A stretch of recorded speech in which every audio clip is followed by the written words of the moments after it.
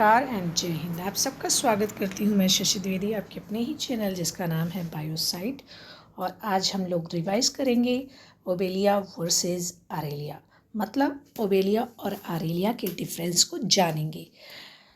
ये इम्पॉर्टेंट है आपके पीजीटी एग्जाम्स में और टीजीटी में भी। तो देखते हैं कि ओबेलिया और ऑरेलिया जो कि सिलिंट्रेटा फैमिली से संबंधित है, इन दोनों में क्या डिफरेंस है। तो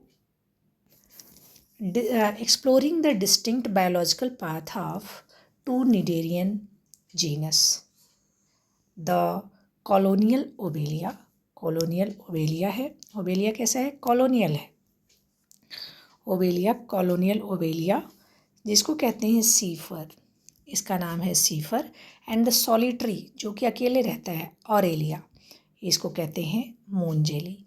तो ओबेलिया को कहते हैं सीफर, इसका कॉमन नेम है, और ऑरेलिया को बोलते हैं मूनजेली।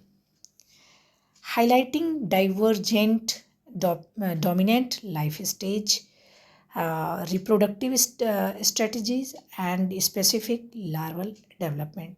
तो इन चीज़ों को यहाँ पर हाईलाइट किया गया है और इसके इम्पोर्टेंट फीचर्स को भी यहाँ पर दिखाया गया है।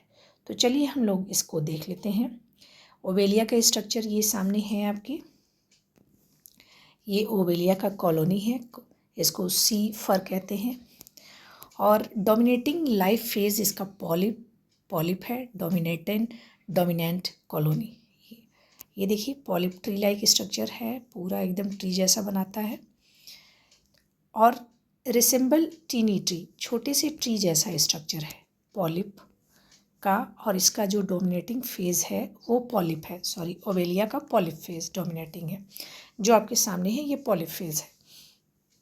ये ट्री स्ट्रक्चर ट्री लाइक दिखाई देता है। ये देखिए ऑरेलिया, ये सॉलिटरी मतलब कॉलोनी बना के नहीं रहता है, अकेले रहता है, मून जेली इसको कहते हैं। और इसका डोमिनेटिंग फेज़ है, ये देखिए अम्ब्रेला लाइक स्ट्रक्चर बनाता है, umbrella like. Dominant life phase है इसका मेड्यूसा डोमिनेंट फेज़ है, ये इसका मेड्यूसा फेज़ है। और सॉसर तस्त्री या छाते जैसा स्ट्रक्चर इसका होता है, या फिर कह सकते हैं कि बेल, स्विमिंग बेल जैसा स्ट्रक्चर है। एनाटॉमी की अगर हम बात करें तो एनाटॉमी एंड फीचर्स में जो इसको ओबेलिया को हाइड्रोजोआ क्लास में रखा गया है, जबकि ऑरेलिया को स्काइफोजोआ में रखा गया है। टेंटिकल्स इसमें सॉलिड एंड लॉन्ग होते हैं, इंपॉर्टेंट है। इनकी टेंटिकल्स कैसे हैं, हॉलो है एंड न्यूमरस, कई होते हैं। इनकी देखिए लॉन्ग है, इनकी न्यूमरस, कई हैं। सिमेट्री इनकी रेडियल है, जबकि इनकी सिमेट्री टेट्रामेरस है लार्वल स्टेज में। और इनका जो गोनैड है, गोनैड्स ओरिजिन, जो इनके गोनैड की ओरिजिन है, पहली बात तो गैस्ट्रिक जो पाउच होता है उसमें इनकी ओरिजिन होता है गोनैड्स की, और एक्टोडर्मल ओरिजिन होती है, जबकि इनमें जो गोनैड होते हैं वो एंडोडर्मल टिश्यू में होते हैं। ठीक है, ये एक्टोडर्मल टिश्यू में होते हैं, से ओरिजिन इसका होता है गोनैड्स की, और इसमें ऑरेलिया में एंडोडर्मल टिश्यू से ये बनते हैं गोनैड्स। ओबेलिया का अगर हम स्ट्रक्चर देखें तो ओबेलिया का जो क्लास है हाइड्रोजोआ में है, टेंटिकल सॉलिड एंड लॉन्ग है, सिमेट्री रेडियल है, यही हमने देखा। ऑरेलिया को देखते हैं, क्लास स्काइफोजोआ है, क्लास स्काइफोजोआ है, टेंटिकल्स हॉलो है एंड न्यूमरस है, सिमेट्री टेट्रामेरस है लार्वल स्टेज में। जो लाइफ साइकिल है उसमें ट्रू अल्टरनेशन ऑफ जनरेशन पाया जाता है। ट्रू अल्टरनेशन मतलब एक स्टेज के बाद दूसरा स्टेज आता है। फर्टिलाइजेशन इसमें एक्सटर्नल होता है, मतलब सी वाटर में होगा। लार्वल जो स्टेज है वो उसको बोलते हैं प्लानुला, मतलब हमने बताया था ओ के बाद पी आता है।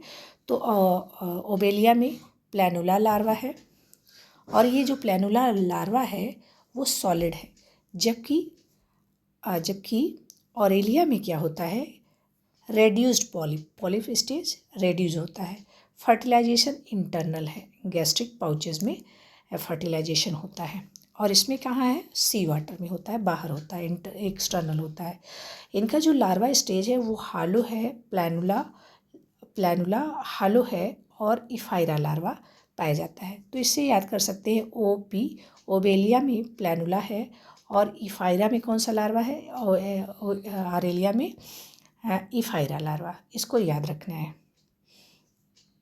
अगला, ये इनका प्लैनुला लार्वा है, सॉलिड है, और जबकि इनका जो प्लैनुला है वो हॉलो है, लेकिन डोमिनेटिंग क्या है, इफायरा लार्वा मेन याद आपको रखना है। ठीक है, आगे बढ़ते हैं।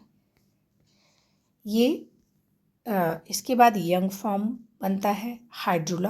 प्लैनुला के बाद क्या बन रहा है, हाइड्रुला है स्टेज। उसके बाद रिप्रोडक्शन कैसे होता है इसमें, ओवेलिया में एसेक्सुअल रिप्रोडक्शन होता है, एसेक्सुअल बडिंग के माध्यम से होता है। इसके बाद आता है की फाइंडिंग, अगर हम देख लें तो metagenesis to alternation of generation, metagenesis होता है। तो ये हमने देखा कि इस तरह का ये चक्र चलता रहता है। फर्टिलाइजेशन आता है, फिर लार्वल स्टेज आता है, फिर यंग फॉर्म हाइड्रोला बनता है, और उसके बाद एसेक्सुअल रिप्रोडक्शन के बाद। ओके, तो ये साइकिल नहीं दिखा रहा है, लेकिन अलग अलग स्टेज, जैसे फर्टिलाइजेशन कहाँ होता है, एक्सटर्नल लार्वल स्टेज पाया जा रहा है, सॉलिड प्लैनुला और यंग फॉर्म बन रहा है। रिप्रोडक्शन कैसे होता है, एसेक्सुअल से होता है। इसमें अगर हम देख लेते हैं ऑरेलिया में, तो फर्टिलाइजेशन कैसा होता है, इंटरनल है, मतलब गैस्ट्रिक पाउच में होता है। लार्वल स्टेज जो होता है प्लैनुला लार्वा है और हालो होता है, और इफायरा।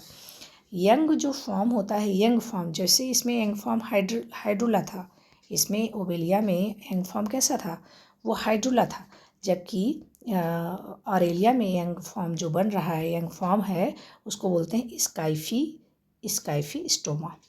ये इंपॉर्टेंट है, स्काइफी स्टोमा को याद रखना है। स्काइफी स्टोमा क्या है, यंग फॉर्म है, पेन नहीं चल रही है, यंग फॉर्म है, ठीक है, यंग फॉर्म।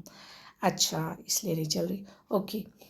और रिप्रोडक्शन कैसे होता है, एस्ट्रोबिलाइशे, एसेक्सुअल रिप्रोडक्शन होता है, लेकिन इसमें बर्डिंग से होता है, इसमें एस्ट्रोबिलाइशे, एस्ट्रोबिलेशन मेथड से होता है, ठीक है, इसमें भी होता है एसेक्सुअल।